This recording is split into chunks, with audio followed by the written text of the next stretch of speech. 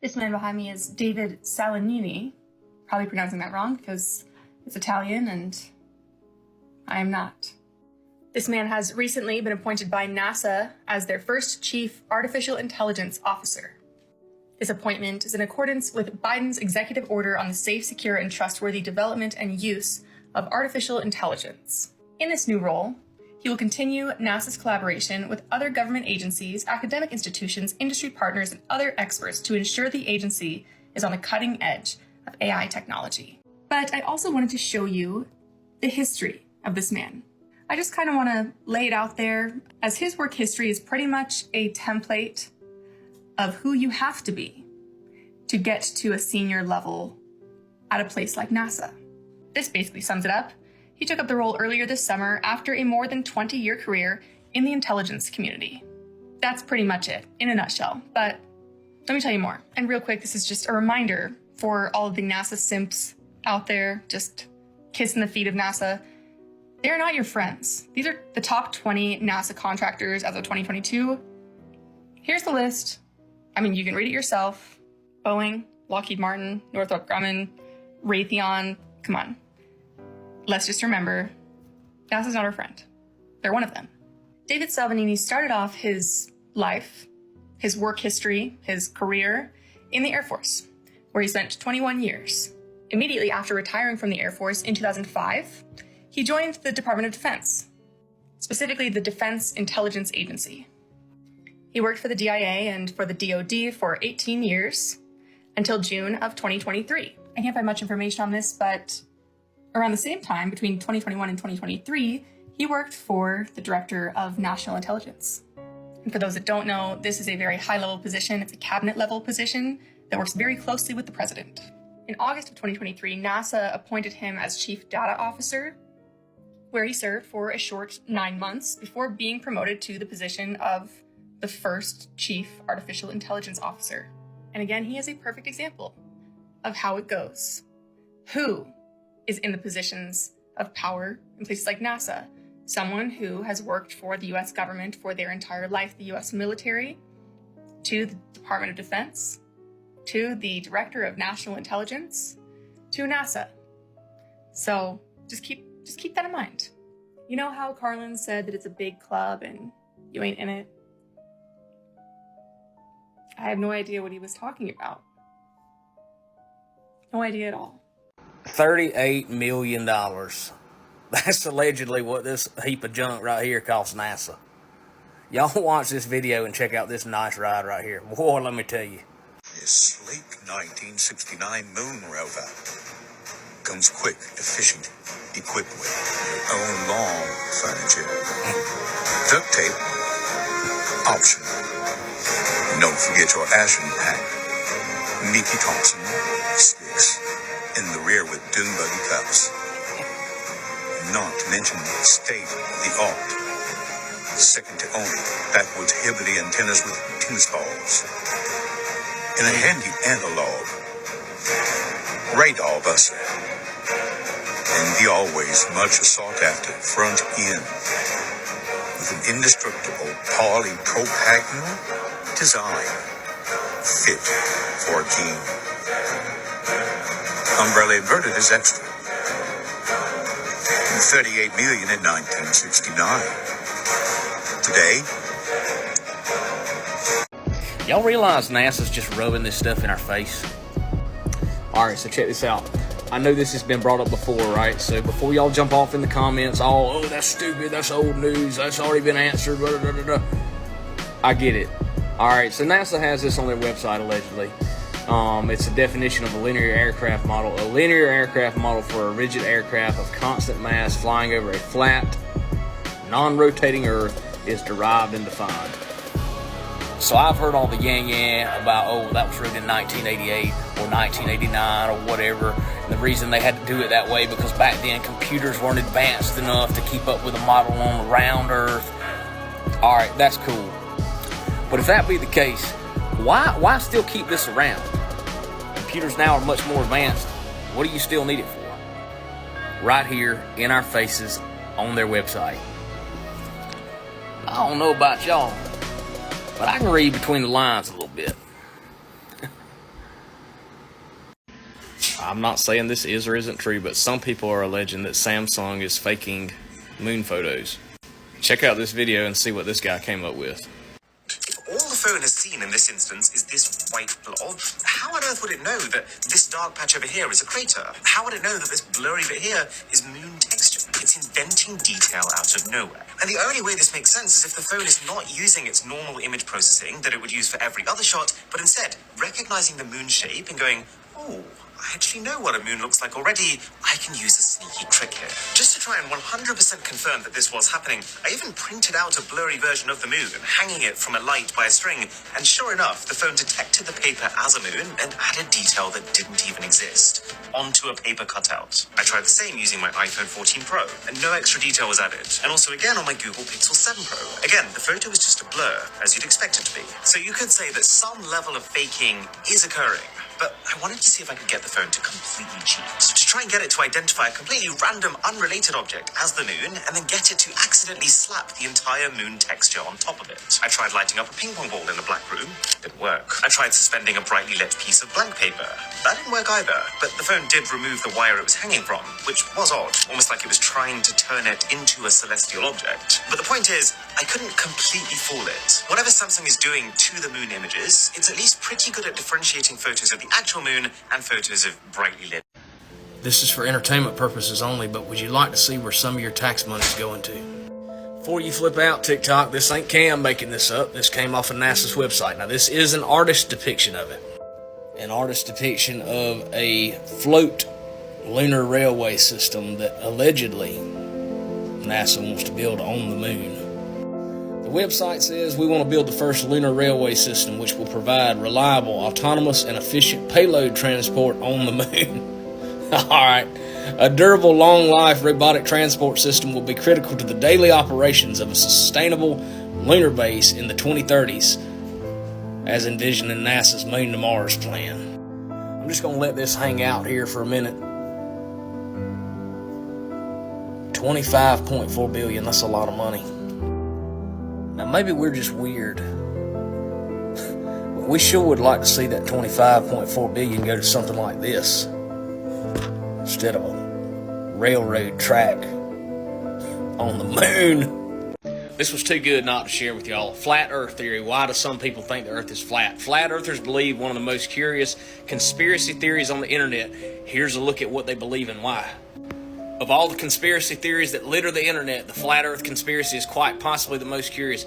After all, the ancient Greeks figured out the planet's shape and even its circumference in the 3rd century BC. Believe that if you want to. And I'm going to kind of skip through some of this, but a French society founded in the 1950s dedicated to insisting the earth is flat has given rise to the modern ground of flat earth adherence. These believers claim the earth is a flat disk, and the evidence that it is round, say pictures taken from space, are an elaborate hoax involving multiple governments. They probably are. Opinions differ on exactly how the flat earth works, with believers concocting elaborate version. Goodness gracious. They won't stop, will they? The leading flat earther theory holds that Earth is a disk with the Arctic Circle in the center and Antarctica, a 150-foot tall wall of ice around the rim. Let me just show y'all something real quick about this ice wall and why it's important. It's a real simple science experiment, y'all. Water needs a container to hold it. Surprise! The Earth is flat!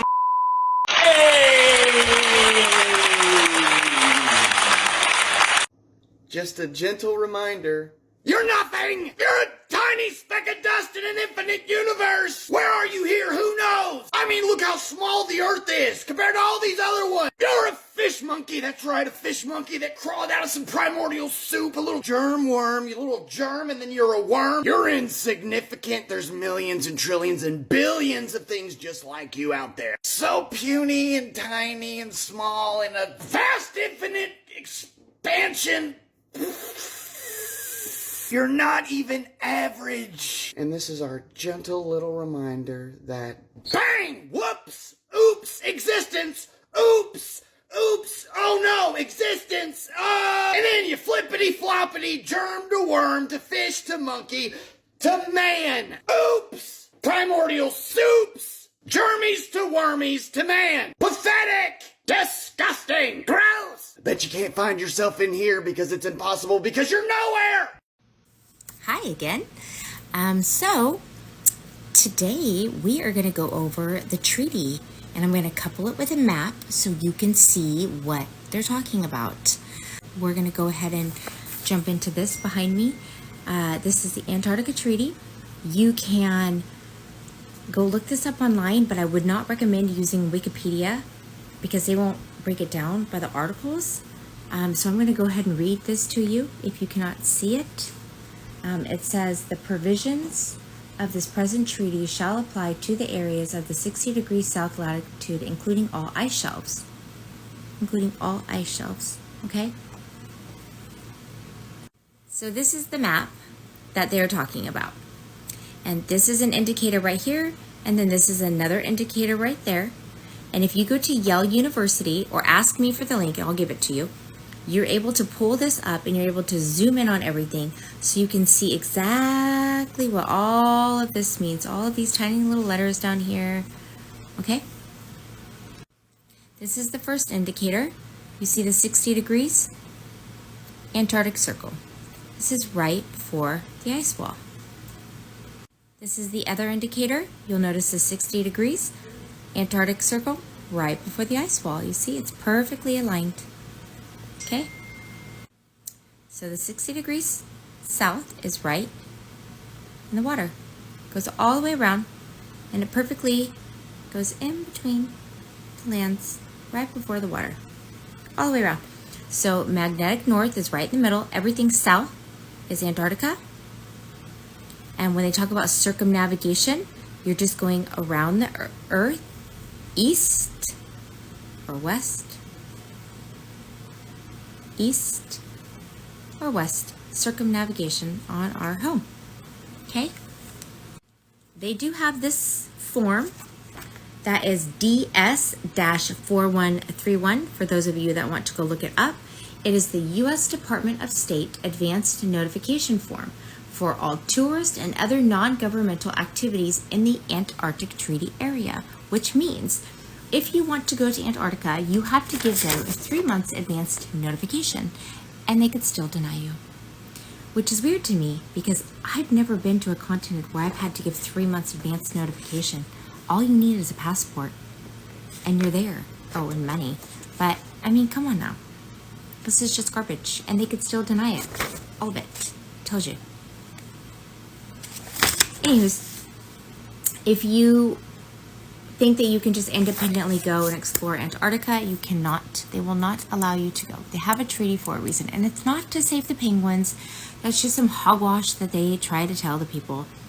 But you can pay $10,000 and go and take a guided tour to like the peninsula, but you cannot go and explore all of Antarctica. They will not let you off the cruise ship to go independently explore it. You can pay a couple $100,000 and go get a guided flyby, but it won't fly you over Antarctica. They just fly you by just so you can, oh, look at there's Antarctica, there's the ice. But that's it. They will not let you go independently explore it. They actually have, if you take your boat and you leave your continent, wherever you're at, there are sensors in the water. And couple that with the satellites, they're watching. They know. And they will send their warships out to turn your vessel around, or fighter jets out to get you to turn your private plane around when you get too close. They don't want you out there. Okay? So, again, if you trolls come for me in the comment section, I'll just block you. You're wasting your time. Okay? I'm not here for you guys. I'm here for the people that want to know the truth about their home. Okay? And this is where you live. Okay? You do not live on a spinning, tilted water ball rocket flying through the universe. Do you know that they tell people, and they believe this, that the Earth has 3 motions? Well, technically it has 4, right? Well, I guess 5 if we're counting the universe as also expanding. But the Earth has a 1,000 mile per hour spin, right? And then it's simultaneously doing an elliptical orbit, which means it speeds up and it slows down. It's doing an elliptical orbit around the sun. right? On top of the 1,000 mile per hour, it's doing 66,600 mile per hour elliptical orbit around the sun. And then it's simultaneously being pulled by the sun's gravity through the universe at 483,000 miles per hour. But the elliptical orbit itself, at 66,600 miles per hour, it's an elliptical orbit, which means as soon as it comes to the turn, it speeds up and then it slows down. So what do you think would happen if you were doing 66,600 miles per hour and you slowed down just like one mile per hour? You would literally liquefy everything. Everything. So you literally have to throw out all logic, all common sense to believe this garbage. Just because they teach you to in school does not make it true. Just because you see it at the beginning of every single freaking movie, just because you see it in the cartoons and on t-shirts in the stores, that's called brainwashing. That's all it is. It's all brainwashing. In 1903, John D. Rockefeller founded the general education system, and he wanted a nation of workers, not thinkers. So they want you thinking that you guys live on a spinning ball, that everything's already been discovered, and that there's nothing else out there for you, and to be afraid of some asteroid coming in and taking us out, wiping us out. None of that's true. That's all hogwash. All of it. You are stationary, safe and secure. You are set on pillars and foundations, unmovable and immovable, and nothing can break that firmament. Nothing. Though they try. Look, watch, I'll show you. Operation Fishbowl came after Operation Dominic. And do you know Operation Dominic? Look at this. In Latin means belonging to God. So Dominic means belonging to God in Latin. And Fishbowl? But yeah, they're sending rockets straight up into the air to try and break through the firmament. This is why rainbows curve, right? Because we live in a firmament. This, that God created you for you on the second day of creation. They want you to believe in outer space and aliens and that you're just going to die at any given moment and asteroids just going to wipe us out. None of that's true. It's all philosophical and pseudoscience nonsense. That's all it is. Just a bunch of theories and ideas. It's all hogwash. Evolution's not real. The Big Bang's not real. Dinosaurs are not real. None of that's real. Darwin is a Freemason. Christopher Columbus is a Freemason. The guy who created our general education system is a Freemason. All of our presidents are Freemasons. The founding fathers are Freemasons. The astronauts are Freemasons. Do you know that the Apollo guys have a Hollywood star on the Hollywood Walk of Fame? Weird, huh? The guys who landed on the moon. Almost, are they actors? Because actors and singers have the star on the Hollywood Walk of Fame. You know, nobody's landed on the moon. The moon is the lesser light. We literally live in a perfect enclosed ecosystem with abundance of water and food and energy and land and gas and oil, gold, abundance of it, never to go away. They just want you to fear, fear, fear. Climate this and climate that. Fear, fear, fear. Running out of water, running out of food. That's all hogwash. Don't believe any of it. Okay? Good night. It came in the mail and y'all are opening it with me. Oh. Smell it. Woo!